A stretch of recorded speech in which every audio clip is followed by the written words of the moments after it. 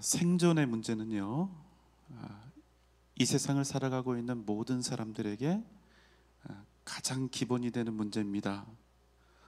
일단 생존하지 못하면 무엇을 이 땅에서 얻든 어느 자리, 어떤 크고 대단한 또 높은 명예를 가지든 아무런 의미가 없는 거예요. 아무 소용이 없습니다. 그러니까 무조건 살아야 되는 거예요. 살아남아야 뭐가 되든 뭐가 안 되든 그게 의미가 있는 겁니다.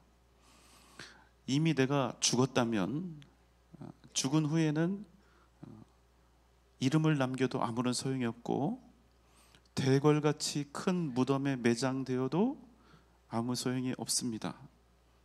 내가 죽은 이후에 뒤에 남은 사람들이 침이 마르도록 나를 칭찬하고 칭송해도 존경하고 높여도 우러러봐도 아무런 소용이 없어요. 사는 동안 대단한 명언을 남기고 대단한 작품과 업적을 남겨도 아무런 소용이 없습니다. 여러분 한번 생각해 보세요. 내가 죽었는데 그 모든 것들이 무슨 의미가 있을까요?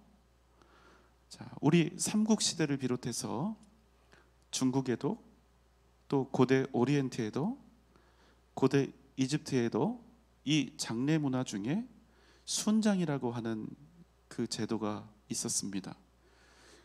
왕이 죽거나 주인이 죽으면 그와 관련된 모든 사람, 모든 물건, 그가 사는 동안 아꼈던 심지어는 개, 말, 장신구, 도자기를 모든 물건들을 다 같이 묻어버리는 거예요. 이집트에서 무덤이 발견이 됐는데 파라오의 무덤에서 이 왕의 관을 중심으로 무려 275명의 후궁들이 발견됐어요. 죽은 채로 발견됐겠죠. 그리고 43명의 노비들이 함께 있었습니다. 그러니까 왕 한 명 죽었는데 무려 318명이 같이 죽임을 당한 겁니다. 처음에는 좋게 말을 하죠. 네가 들어가라 네 발로. 그런데 누가 무덤 속으로 기꺼이 들어갑니까? 그럼 어떻게 합니까? 그냥 싹 다 죽여가지고 같이 묻어버리는 거예요. 여러분 되게 무섭죠? 인도에는 이런 것도 있어요. 사티라고 하는 풍습이 있는데 이건 남편이 죽으면 아내도 같이 따라 죽는 거예요. 그런데 그냥 죽는 게 아니라 아내는 분신 자살을 해야 됩니다. 엄청나죠? 다행히 1892년에 이 법은 폐지가 됐습니다. 그런데 여러분 왜 사람들이 죽음 앞에서 이런 잔인한 짓거리들을 서슴지 않게 되는 걸까요? 이유는 하나, 죽음이 두려워서 그렇습니다. 어떻게든 죽음을 이기고 죽은 후에도 산 사람처럼 한번 생존해 보겠다고 하는 짓이지요. 그러나 여러분 소용이 있을까요? 없을까요? 소용이 없습니다. 대부분의 사람들이요, 죽음 앞에 다가서면 극심한 두려움을 경험하고 호소하지요. 어떻게든 살고 싶어 합니다. 간혹 어르신들 중에 일찍 죽어야지, 내가 일찍 죽어야지 이렇게 말씀하시는 분들이 있는데 집에 가면 몸에 좋은 것들 열심히 챙겨 드시지요. 약도 그냥 한 번 먹을 때마다 한 주먹씩 드세요. 그리고 젊은 사람들도 견디기 어렵다는 수술을 잘 견뎌냅니다. 어떻게든 살고 싶은 거예요. 개똥밭에 굴러도 이승이 낫다 이런 말이 있을 정도니까 여러분 생존에 대한 이 목숨에 대한 사람의 갈망이 얼마나 대단합니까? 그러나 아무리 애써 보아도 결단코 우리 인간은 죽음을 피할 수가 없다는 거예요. 그럼 어떻게 됩니까? 이제 내가 죽는구나. 상당히 초연한 사람들이 이렇게 하는 거예요. 이제 내가 죽는구나. 그래도 내가 일평생 잘 살았지. 이제 갈 때 되었으니 가자. 이게 좋은 말로 죽음을 받아들이는 것이지 이게 뒤를 캐보면요, 사실은 어쩔 수가 없으니까 체념하는 겁니다. 어떤 경우에도 죽음에 대한 두려움은 결코 사라지지 않습니다. 죽은 이후에 자신의 존재가 어떻게 될지 아는 사람 별로 그 확신이 없어요. 그러니까 죽는 순간까지 어떻게든 1분 1초라도 더 살고 싶어 합니다. 그게 인간의 모습이고 그게 목숨이 붙어 있는 사람들의 목표인 것 같아요. 그러나 여러분, 우리는 다릅니다. 우리의 목표는 생존이 아니에요. 그저 더 오래 살고 더 많은 부와 명예를 누리는 것이 우리 목표가 아니라는 겁니다. 그저 여러분 이 땅에서 무병장수하는 것이 인생의 목표면 죄송한 말씀이지만 번지수 잘못 찾으신 거예요. 그것이 목표고 그것이 목적이라면 최소한 기독교의 복음은 아니다. 오래 살려면 여러분 제일 좋은 방법은요, 돈을 많이 벌어야 합니다. 교회 오지 말고 세상 가셔야 돼요. 돈이 없으면 오래 살기 어렵습니다. 주치의를 딱 정해놓고 계속해서 매일매일 주기적으로 점검받고 또 의료비에 많은 돈을 쓸 수 있을 만큼 돈을 많이 모으셔야 돼요. 삼성그룹의 고 이건희 씨가 죽기 전에 병상생활을 했지요. VIP, 서울에서도 제일 좋은 본인 거지만 서울 아산병원에서 온갖 치료를, 좋은 치료를 다 받으면서 정말 오랫동안 투병생활을 했습니다. 여러분 투병생활 몇 년 했는지 아세요? 의식도 전혀 없는 분이 6년 넘게 생존했습니다. 돈이 없으면 절대로 그렇게 하지 못했을 텐데 그분이 돈이 많은 분이라 의식도 없는데 무려 6년 동안이나 생존할 수 있었던 거예요. 물론 그 집안이 돈이 워낙 많은 집이니까 상속 문제 정리하려고 일부러 생명을 오래오래 연장시킨 부분도 없지 않으리라는 짐작을 온 국민들이 다 하고 있죠. 그러니까 여러분, 이런 류의 장수를 우리가 복이라고 부를 수 있을까? 절대로 그렇게 얘기할 수 없는 것 같아요.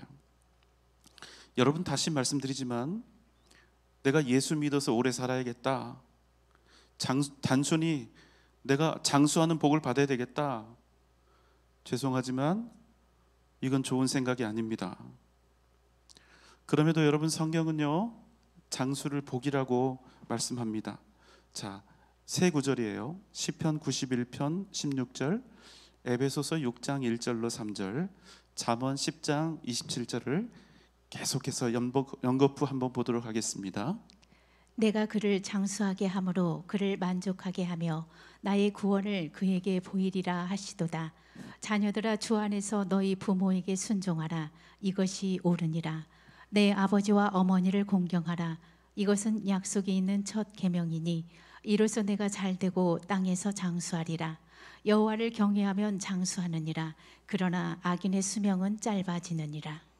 예, 성경에서 분명히 장수를 복이라고 말씀하죠.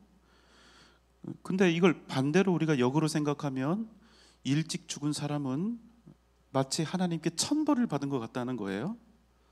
여러분 어떻습니까? 장수가 복이면 일찍 단명한 사람은 복을 받지 못한 것입니까? 성경의 다른 부분에서는 죽음이 은혜인 경우도 적지 않습니다. 하나님께서 일찍 일부러 데려가심으로 더 큰 은혜를 보이신 경우도 있어요. 한번 보겠습니다. 열왕기하 22장 20절 말씀입니다. 그러므로 보라, 내가 너로 너의 조상들에게 돌아가서 평안히 묘실로 들어가게 하리니 내가 이곳에 내리는 모든 재앙을 내 눈이 보지 못하리라 하셨느니라 하니 사자들이 왕에게 보고하니라. 네, 요시야 왕의 이야기입니다. 우리가 이제 하나만 예를 들고 있지만 사실은 굉장히 다양하니까, 이 요시야 왕은 8살에 왕으로 즉위를 했습니다. 그리고 하나님의 뜻에 따라서 나라를 너무나 잘 다스린 거예요. 우상을 파괴하고 율법의 말씀대로 성전을 재건하고 온 나라 백성들의 영적 대각성을 추진했죠. 유월절을 성대하게 지킴으로써 종교개혁을 완수했습니다. 그런데 여러분, 그가 몇 살에 죽었을까요? 39에 죽었습니다. 그러나 방금 전 우리가 읽었던 열왕기하 22장은 뭐라고 말씀하지요?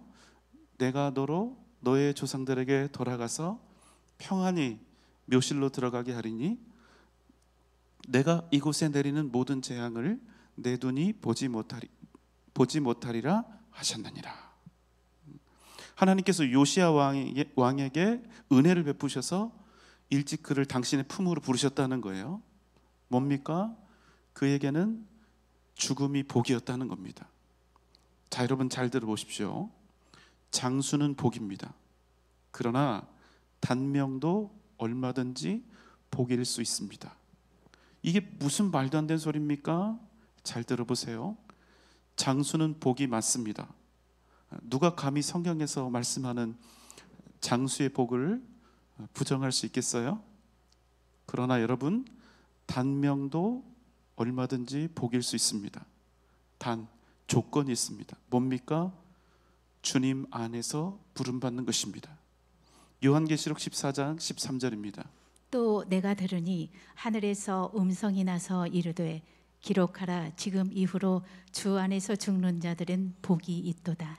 요한계시록 말씀 뭐라고 합니까? 지금 이후로 주 안에서 죽는 자들은 뭐가 있다고요? 복이 있도다. 자, 이제 정리합니다. 장수든 단명이든 여러분, 그 핵심은 무엇입니까? 예수 안에 있는 것입니다. 십자가 구원의 은혜를 입은 것입니다. 그게 여러분 핵심이에요. 장수냐 단명이냐 이게 중요한 것이 아니라 그에게 영원한 생명이 있는가, 그에게 천국이 있는가, 그에게 예수 이름이 있는가.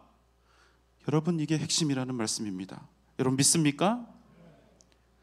물론 하나님께서 우리에게 건강도 주시고 또 치유와 회복의 역사도 허락하시지요. 또 장수의 복도 주십니다.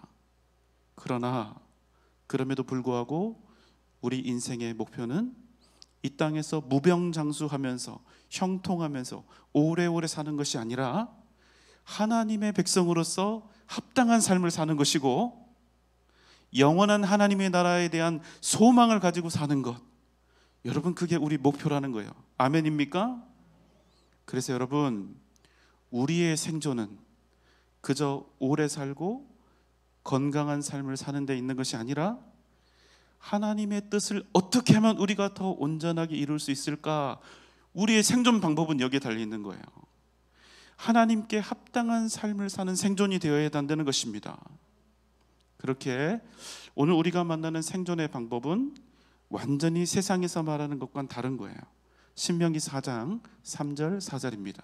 여호와께서 바알볼의 일로 말미암아 행하신 바를 너희가 눈으로 보았거니와 바알볼을 따른 모든 사람을 너희의 하나님 여호와께서 너희 가운데에서 멸망시키셨으되 오직 너희의 하나님 여호와께 붙어 떠나지 않는 너희는 오늘까지 다 생존하였느니라. 자, 여러분, 누가 오늘까지 생존했다고 합니까? 오직 너희의 하나님 여호와께 붙어서 떠나지 않은 너희는 오늘까지 생존했다, 이렇게 하죠. 여러분, 생존의 비결이고 생존의 방법은 무엇입니까? 여호와께 붙어서, 누구에게 붙어서? 여호와께 붙어서 떠나지 않는 것입니다. 그런데 여러분, 여호와께 붙어서 떠나지 않는다, 이건 뭡니까? 뭘 의미하죠? 주님, 저는 절대로 주님에게서 떨어지지 않겠습니다. 주님을 떠나지 않을 거예요. 저는 반드시 주님 곁에 있을 겁니다. 주님, 나로 떠나지 않게 도와주세요. 이렇게 간절히 기도하면서 바라고 소망하는 것입니다. 맞죠? 그런데 여러분, 그거의 다가 아니라는 거예요. 마음으로 결심하고 내가 최선을 다하리라 마음 먹는 의지만으로 되는 것이 아니라는 말씀이에요. 여러분, 잊지 마십시오. 믿음은 결코 정신 승리가 아닙니다. 믿음은 그저 마음과 정신으로만 완성되는 게 아니라는 것입니다. 무슨 말씀입니까? 믿음은 매우 구체적인 실체를 가지고 있어야 비로소 진정한 능력이 된다는 거예요. 그 구체적인 실체는 무엇입니까? 그 내용이 1절 2절에 있죠. 1절 2절입니다. 이스라엘아, 이제 내가 너희에게 가르치는 규례와 법도를 듣고 준행하라. 그리하면 너희가 살 것이요 너희 조상의 하나님 여호와께서 너희에게 주시는 땅에 들어가서 그것을 얻게 되리라. 내가 너희에게 명령하는 말을 너희는 가감하지 말고 내가 너희에게 내리는 너희 하나님 여호와의 명령을 지키라. 여러분, 우리가 하나님 곁에 온전히 붙어 있기 위한 구체적인 방법이 뭐라고 합니까? 이스라엘아, 내가 너희에게 가르치는 규례와 법도를 준행하라. 그리하면 너희가 살고 여호와께서 주시는 그 땅을 얻게 되리라. 내가 너희에게 명령하는 그 말에 하나도 가감하지 말고 여호와의 명령을 지키라. 여러분, 무슨 말씀입니까?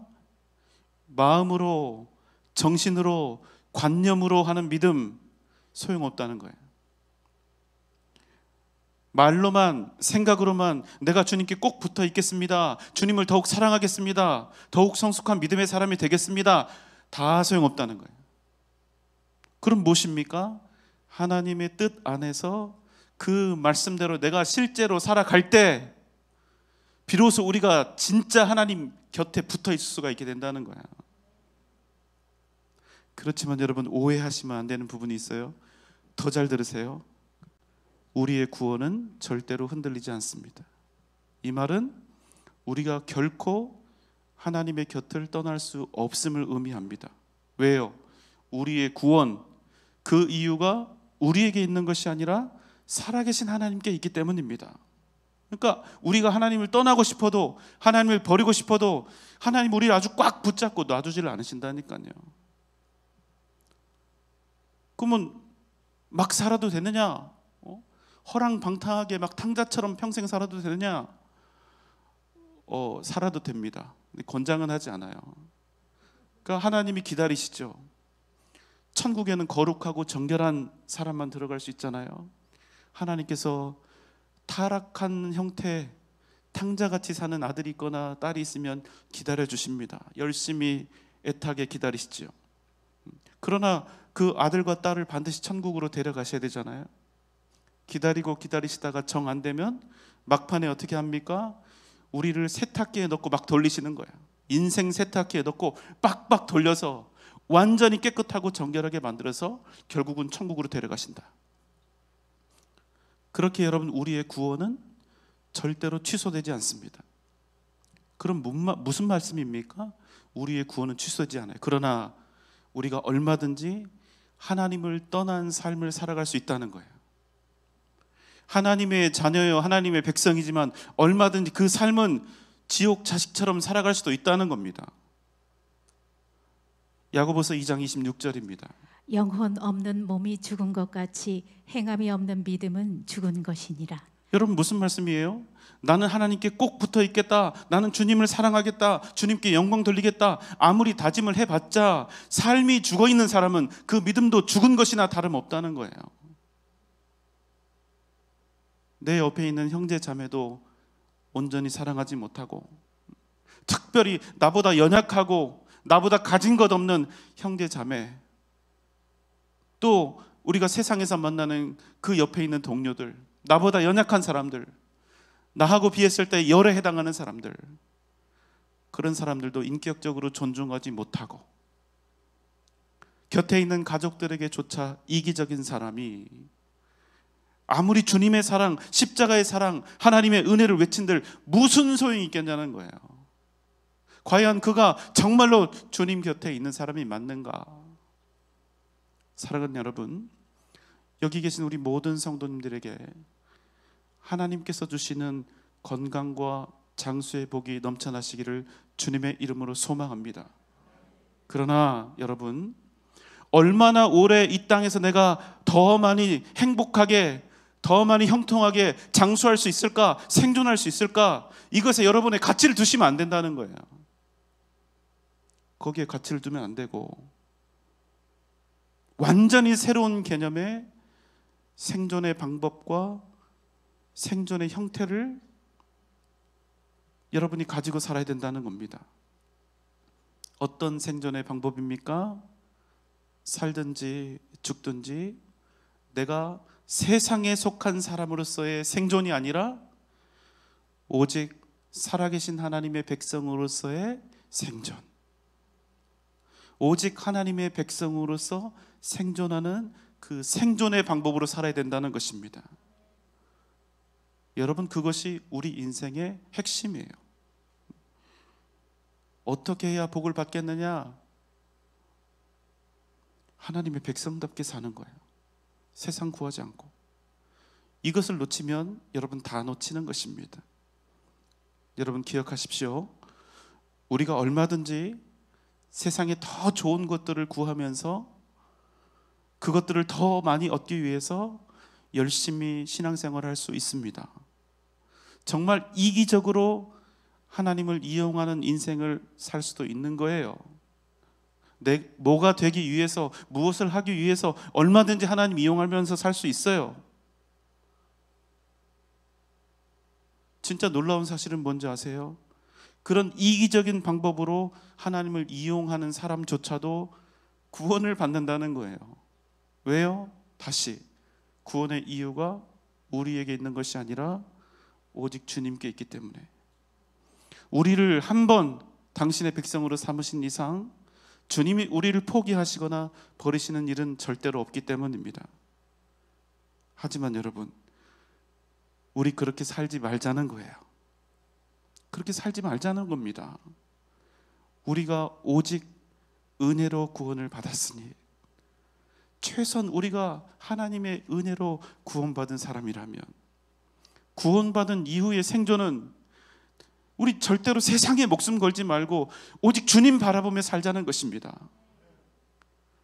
여러분, 우리가 어떤 인생 살아야 할까요? 그저 생존 방법, 이 땅에서 더 잘 사는 방법, 그것 찾는 인생 살아야 되겠어요? 아니요, 그러면 안 됩니다. 그럼 어떤 인생 살아야 합니까? 우리의 생존이 그저 나를 위한 것이 아니라 하나님의 나라와 교회와 복음을 위하여 온전히 쓰여지는 값진 인생을 우리가 살아야 한다는 것입니다. 여러분, 아멘입니까? 오늘 이 밤 여러분의 삶에 영원한 나라를 향한 진정 값진 생존의 방법, 영원한 승리를 얻는 진정 능력 있는 생존의 방법이 온전히 여러분의 가슴에 새겨진 은혜가 넘쳐나시기를 주님의 이름으로 소망합니다. 오직 믿음으로 주의 길을 따라서 힘차게 행진해가는 복된 여러분 되시기를 주님의 이름으로 축원합니다.